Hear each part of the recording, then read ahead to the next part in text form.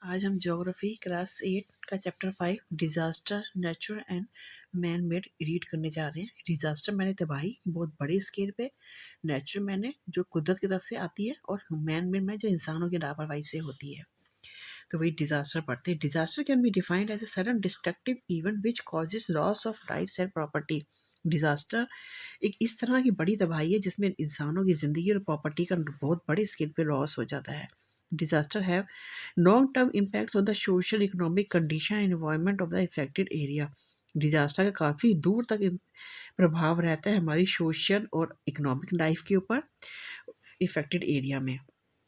Disaster दो तरह के होते हैं। डिजास्टर कैन बी नेचुरल और मैन मेड, यानी कि जो कुदरत की तरफ से आई हुई तबाही और इंसानों की लापरवाही से आई हुई तबाही। तो पहले हम पढ़ते हैं नेचुरल डिजास्टर क्या होते हैं। नेचुरल डिजास्टर वो कैटास्ट्रॉपिक इवेंट होते हैं that are caused by the nature और the natural process of the earth. For example, यानी नेचर की तरफ से आई हुई तबाही जैसे कि अर्थक्वेक, भूकंप, फ्लड, पानी में आई हुई बाढ़, नदियों में आई हुई बाढ़, साइक्लोन, साइक्लोन यानी तूफान, वाइल्ड फायर, जंगलों में लगी हुई फायर, और वॉल्केनिक माने ज्वालामुखी। ये इन सब में इंसान का कोई कंट्रोल नहीं होता, ये नेचर की तरफ से ही आते हैं, इसे हम रोक भी नहीं सकते हैं। और ये होते हैं ह्यूमन मेड डिजास्टर। और दूसरे होते हैं ह्यूमन मेड डिजास्टर, यानी इंसानों की लापरवाही से आई हुई तबाहियाँ। वो किस तरह की होती हैं?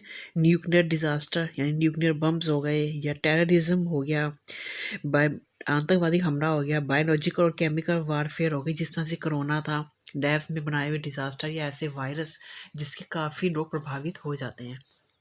नेचुरल हजार्ड और नेचुरल डिजास्टर देखते हैं। Natural disaster occurrence that is not so frequent, ये इतनी फ्रीक्वेंट जल्दी जल्दी नहीं आते पर फिर भी काफ़ी डेंजरस होते हैं और हमारी लाइफ को काफ़ी बड़े लेवल पर नुकसान दे सकते हैं। It also cause great destruction to property, इसकी वजह से प्रॉपर्टी को बहुत नुकसान होता है। The level of destruction caused by natural hazard varies in nature and intensity. Natural hazard which are furious in nature and bring about large-scale destruction of life and property is called natural disaster. आपने अभी देखा था कि nature के अंदर अपने आप आई हुई तबाहियाँ, जो हमने देखा था कि अर्थक्वेक हो गया, ये सब चीज़ें, ये सब नेचर से आई हुई तबाहियाँ हैं जिसमें इंसान का कोई बहुत बड़ा रोल नहीं है। तो उसमें से पहला नेचुरल डिजास्टर है अर्थक्वेक। अर्थक्वेक यानी भूकंप का आना। तो भूकंप जब आता है तब क्या होता है, भूकंप में जो है अर्थ, हमारी जो ज़मीन है वो शेक करने, कांपने से लग जाती है, वाइब्रेट थोड़ी देर से कांप सी जाती है, और थोड़ा सा उसमें मूवमेंट होता है अर्थ क्रस्ट के ऊपर, इसे अर्थक्वेक कहा जाता है। The point of origin of the earthquake, जिस जगह पे ये अर्थक्वेक का ओरिजिन होता है उसे फोकस कहा जाता है। And the point on the earth surface which is directly above the focus, जो अर्थ का वो जो पॉइंट जो फोकस के ऊपर जो इससे प्रभावित होता है उसे एपिसेंटर कहा जाता है। The strongest impact of an earthquake is experienced by the area near the epicenter. तो उसके एपिक सेंटर पे सबसे ज़्यादा इफेक्ट देखने को मिलता है। अब अर्थक्वेक होता क्या है? अर्थ की जो अब हम लोग अर्थ क्रस्ट है, अर्थ क्रस्ट के नीचे जहाँ पे मोल्टन लावा होता है, उस लावा के ऊपर जहाँ भी क्रैक्स होते हैं, जब लावा बहुत ज़्यादा गर्म हो जाता है और जो भी गैसेस उससे रिलीज़ होती हैं, जहाँ भी क्रैक होता है वो गैसेस जब वहाँ से रिलीज़ होती हैं तो प्लेट्स जो हैं वो ऊपर नीचे हो जाती हैं गैस के रिलीज़ होने की वजह से। जैसे आपने देखा होगा, अगर हम पतीले में पानी गर्म कर रहे हैं, पानी बहुत ज़्यादा जब गर्म हो जाता है तो उसमें से जो भी गैस निकलती है तो उसके ऊपर ढक्कन है वो उसको वाइब्रेट सा कर देती है।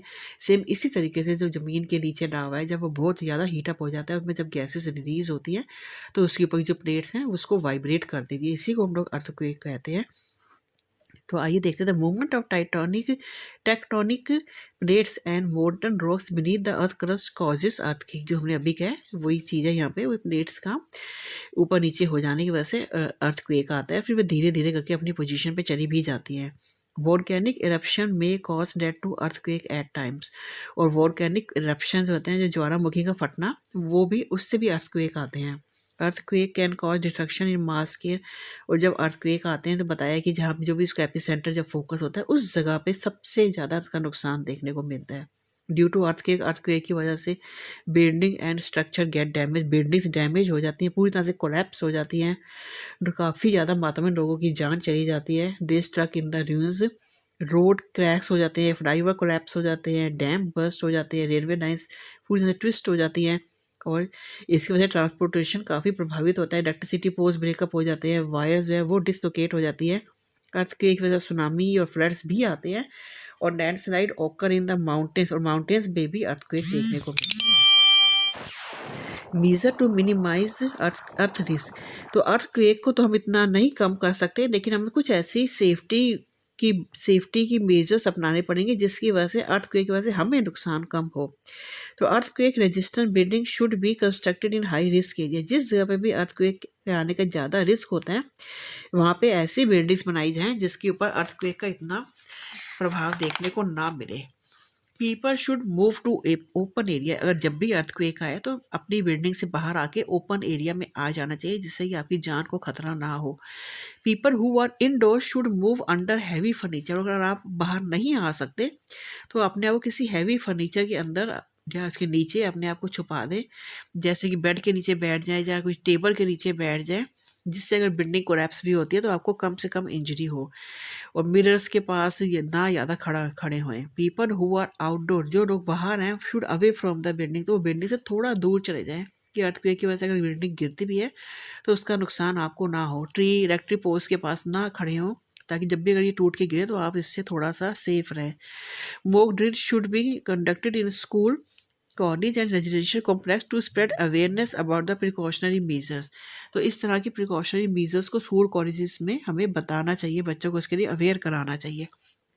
तो आपने देखा था किस तरह से जो है पैरा नेचुरल डिजास्टर अर्थक्वेक था और इसमें इंसान का कोई रोल नहीं है। ये जब भी मोल्टन ज़्यादा गर्म होगा तो प्लेट्स हिलेंगे और अर्थक्वेक आएंगे ही आएंगे। तो हमें कोशिश करनी चाहिए जिस एरिया में ज़्यादा अर्थक्वेक आते हैं हमें वहाँ पे रहना ही चाहिए, वहाँ से दूर जाके ही अपने आप को सेटल करना चाहिए। अच्छा, दूसरा नेचुरल डिजास्टर है वॉल्केनिक एरप्शन, यानी कि ज्वालामुखी का फटना। एन ओपनिंग और an event in the earth surface through which lava gases and ash erupt is known as volcano. Volcanoes are of 3 types: active, dormant and extinct volcano. अभी हम बात कर रहे थे कि ज़मीन के नीचे जो काफ़ी क्वांटिटी में मोल्टन जो लावा पिघलता है, वो जब बहुत ज़्यादा क्वांटिटी में हो जाता है तो अर्थ में जहाँ भी क्रैक्स है वो वहीं से बाहर आता है। और जब वो वहाँ से बाहर आता है तो अपने साथ रास्ते की जितनी भी सॉइल है और जितना भी स्टोन्स है वो सब कुछ अपने साथ लेकर बाहर आता है। और जब भी वो फटता है तो उसे हम वोल्केनिक एरप्शन कहते हैं। और ये एक्टिव है, डोर्मेंट और एक्सटिंक्ट है। एक तो बहुत जल्दी जल्दी आता है और एक थोड़ा कम और एक काफ़ी कम आता है। When stress builds up in magma beneath the earth crust, जब भी काफ़ी ज़्यादा मैग्ना जब गर्म हो जाता है अर्थ क्रस्ट के नीचे, it force it away to the surface through the vent. तो वो बाहर आता है, जहाँ भी वेंट है, जहाँ भी कट है तो वहाँ से अर्थ में से बाहर आ जाता है। This phenomena is called volcanic eruption. इसी को वोल्केनिक एरप्शन कहा जाता है। The destruction in the surrounding area of volcano include spreading of lava over large area. जब वो बाहर आता है तो काफ़ी लार्ज एरिया में जो गर्म लावा होता है दूर दूर तक स्प्रेड हो जाता है, रिजल्टिंग जिसकी वजह से ज़मीन ख़राब हो जाती है, जंगल ख़राब हो जाते हैं, रेजिडेंशियल एरिया को काफ़ी इफेक्ट पड़ता है, हमारी वही ट्रांसपोर्ट को भी काफ़ी इफेक्ट पड़ता है। जो उसकी एशेज और स्टीम होती है वो एयर पोल्यूशन करती है जिससे हमारी हेल्थ को काफ़ी नुकसान होता है। और एयर ट्रैफिक में भी डिस्टर्बटेड एंड एरियन एनिमल्स में लॉस है। और एयर ट्रैफिक यानी एरोप्लेन्स का एयर ट्रैफिक, इसमें भी काफ़ी नुकसान होता है। और जो पक्षी वगैरह आसमान में रहते हैं उन्हें भी काफ़ी नुकसान होता है वोल्केनिक इरप्शन की वजह से। इसके लिए हमें कौन से सेफ्टी मेजर अपनाने चाहिए जिससे हमें इसके नुकसान को मिनिमाइज कर सके। As most volcano send out prior warning before erupting. जहाँ भी वोल्केनिक एरप्शन आता है उससे थोड़ी सी पहले वार्निंग आती है। द नियर बाय, तो उस टाइम पे जो आसपास के एरिया से खाली करा देना चाहिए। वार्निंग क्या होती है कि वहाँ से ज़मीन थोड़ी सी फूट जाती है और वहाँ पे भूकंप भी आने शुरू हो जाते हैं तो पता चल जाता है कि यहाँ पे वोल्केनिक एरप्शन होने वाला है, तो पहले ही वो एरिया खाली करा देने चाहिए। Awareness should be spread amongst the people regarding risk prevention. लोगों को उसके लिए अवेयर कराना चाहिए, लोगों को उसके बारे में नॉलेज देनी चाहिए। People should store food and other essential item. जब इस जगह पे जब यहाँ पे पता है कि ऐसे आना तो पहले ही लोगों को अपना खाना, जरूरी दवाइयाँ अपने पास स्टोर करके रख लेनी चाहिए।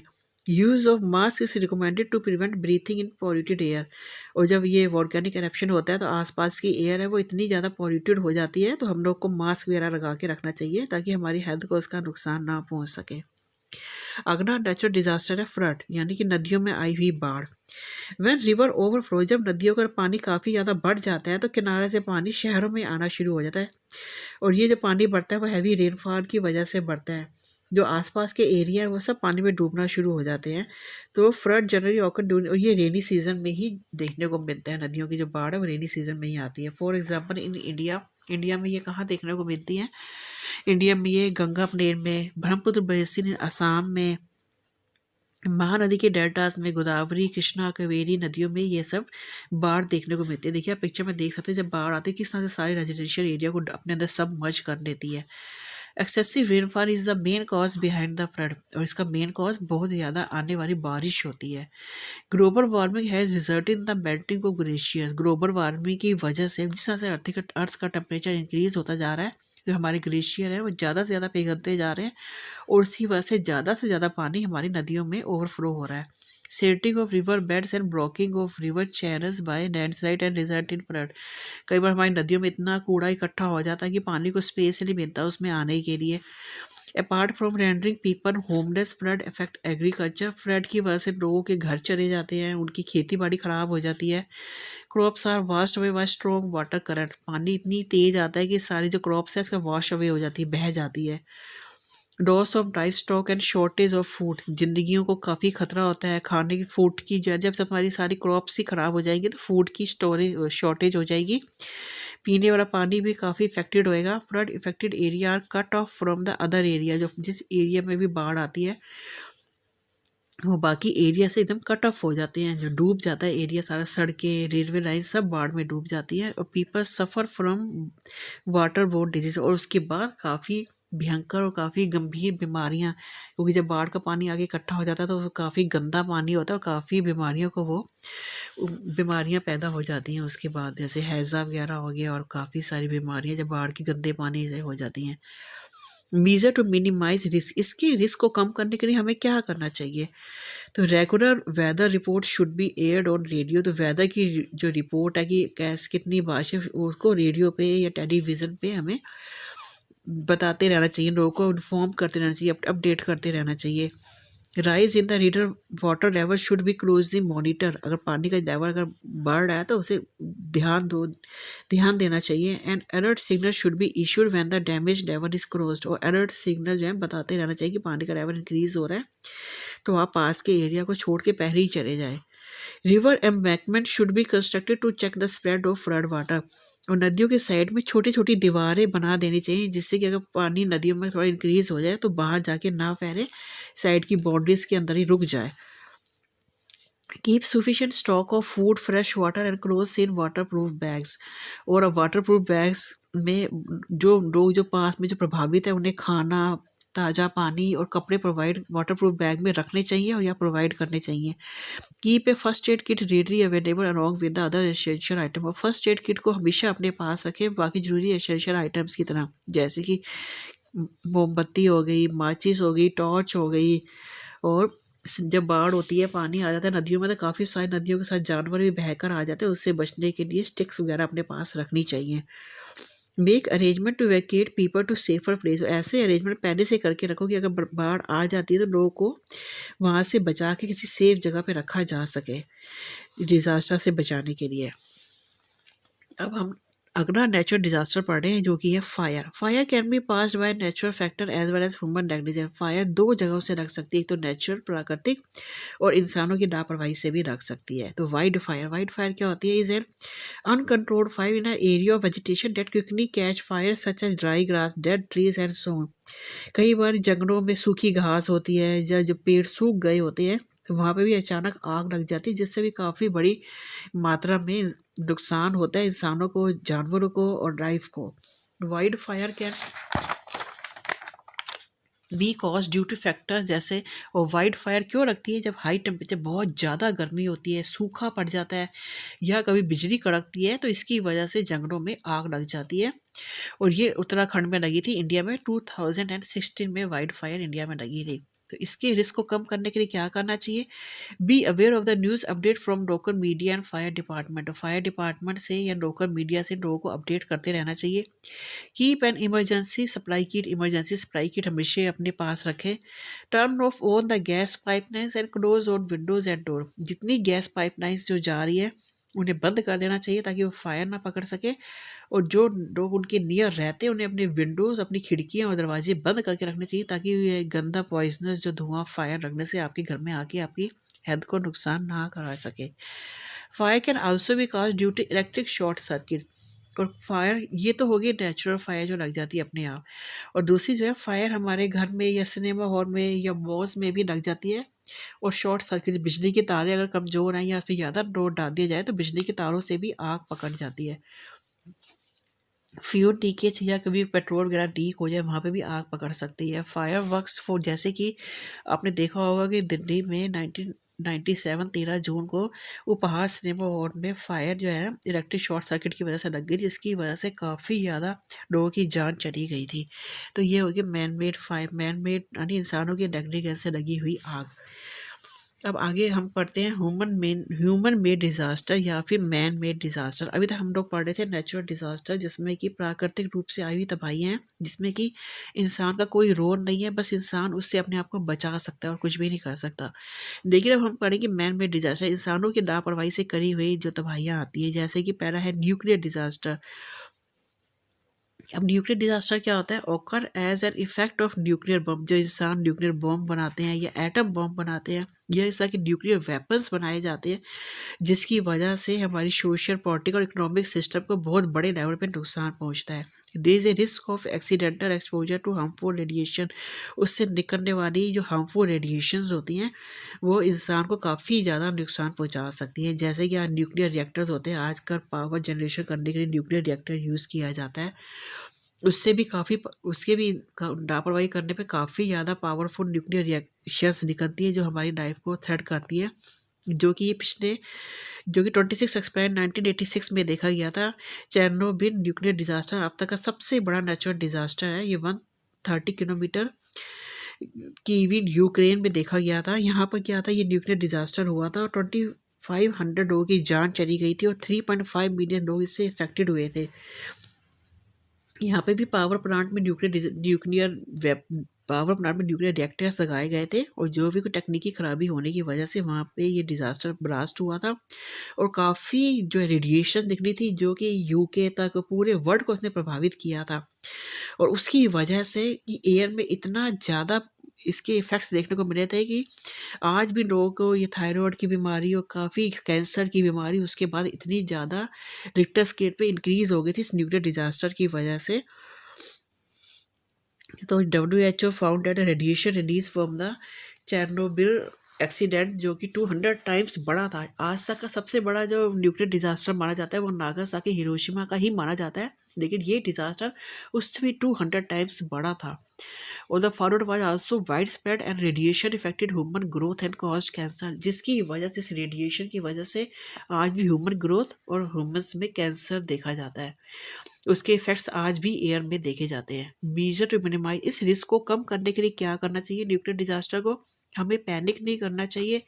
Do not look at the fire blast followed by nuclear attack और disaster, it can be cause instant blindness. तो हमें कभी भी अपनी नंगी आंखों से इसे नहीं देखना चाहिए, इससे हमारी आंखें अंधी हो सकती है। कहीं भी न्यूक्लियर डिजास्टर हुआ है तो आप वहाँ पर अपनी आंखों को बंद कर लीजिए या ऐसे रूम में बैठ जाइए जो कि बंद हो या वहाँ से काफ़ी दूर चाहिए, मतलब उसे अपनी आईज से कभी ना देखें न्यूक्लियर डिजास्टर को। Do not move out of your house and close और डोर्स एंड विंडोज। अपने घर के अंदर बैठ जाओ और अपने घर के अंदर डोर्स और विंडोज़ को क्लोज कर लो और wait for the government instruction. और जिस तरह से गवर्नमेंट जो हमारी सरकार जो भी हमें इंस्ट्रक्शन दे रही है उसको फॉलो करो। अब अगला डिजास्टर है केमिकल डिजास्टर। ये केमिकल डिजास्टर क्या होता है? Chemical disaster as caused by a number of causes such as industrial accident. Industry में अगर कोई एक्सीडेंट हो जाता है या किसी तरह से लापरवाही करी जाती है जिसकी वजह से काफ़ी केमिकल रिलीज होता है due to failure of safety system. अगर सेफ्टी सिस्टम फेल हो जाते हैं इंडस्ट्री में या misuse of chemical substance का गलत यूज़ किया जाए तो इससे भी काफ़ी ज़्यादा नुकसान हो जाता है। These disaster have wide spread effect and may result from the explosion, fire release और टॉक्सिक सब्सटेंस। ऐसे डिजास्टर होने पे धमाके हो सकते हैं, आग लग सकती है और काफ़ी टॉक्सिक सब्सटेंस या पॉइजनस गैसेस हमारी एयर में इंक्लूड हो सकती है। ये हुआ था भोपाल गैस ट्रेजिडी 1984 में। भोपाल में एक इंडस्ट्री में, मेरे ख्याल से वो फर्टिलाइज़र की इंडस्ट्री थी, वहाँ पर ये ट्रेजिडी हुई थी।